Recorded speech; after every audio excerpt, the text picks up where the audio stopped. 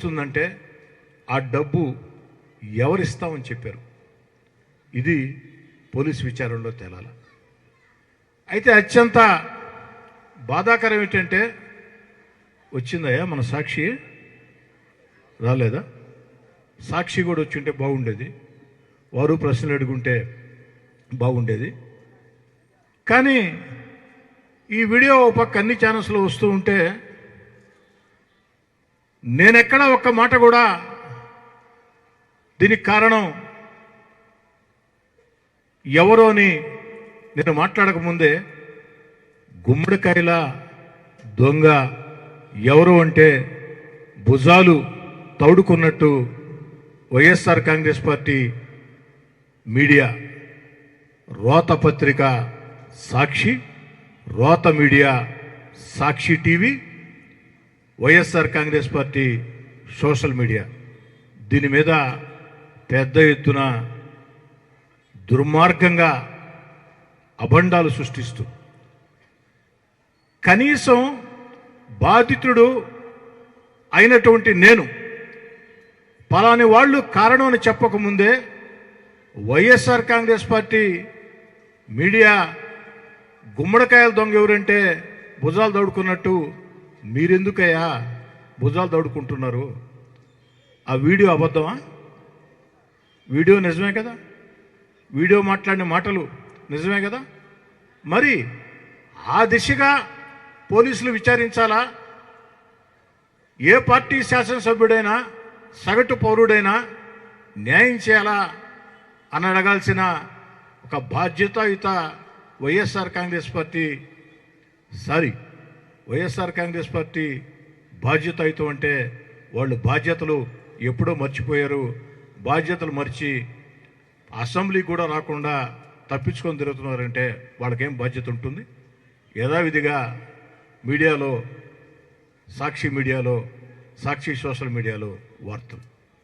ఈ సందర్భంగా వారు చెప్పారు, ఇది కోటమిరెడ్డి గిరిధర్ రెడ్డి కుట్ర, ఆయన అనుచేతని కూడా చెప్పారు. వైఎస్ఆర్ కాంగ్రెస్ పార్టీ నాయకులారా, సాక్షి రోత media, YSR Congress party social media, ఆ సాంప్రదాయం మా కుటుంబాల్లో లేదు. రాజ్యాధికారం కోసం, రాజ్యం కోసం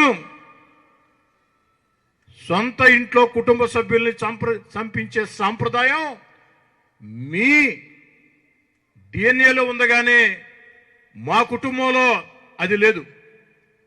ఆస్తుల కోసం, అంతస్తుల కోసం తోడబుట్టి వారిని వేధించి వెంటాడే చరిత్ర మీ డిఎన్ఏలో ఉంది, కానీ మా డిఎన్ఏలో లేదు.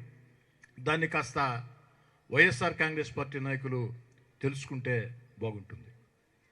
ఇక ఈ బెదిరింపులకి భయపడే వ్యక్తిని కాదు.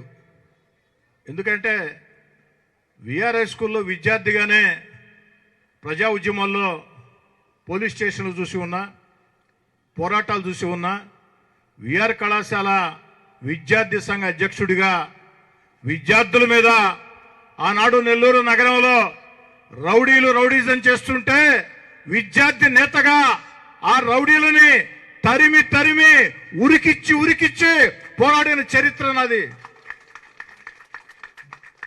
వైఎస్ఆర్ కాంగ్రెస్ పార్టీ నాయకులారా, చరిత్ర తెలుసుకోండి.